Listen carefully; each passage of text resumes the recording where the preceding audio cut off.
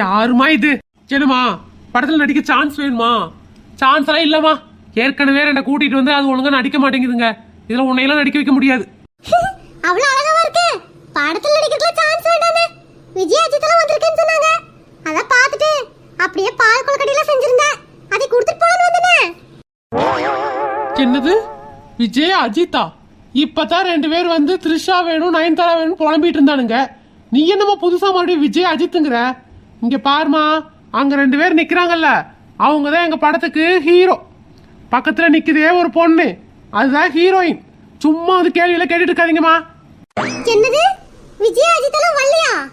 அங்க நிக்கிற குண்டு பையனும் கேளவனும் இந்த படத்தோட ஹீரோவா?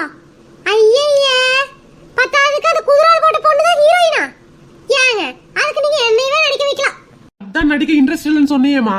ச்சே, விஜய் எல்லாம் வர்றாங்கன்னு சொல்லி பால் படியாமலாம் செஞ்சு வச்சிருந்தேன். இப்போ எல்லாம் வேஸ்டா போயிரும் போலயே. பால் படியாரத்தை எதுக்கு வேஸ்ட் பண்ணணும்?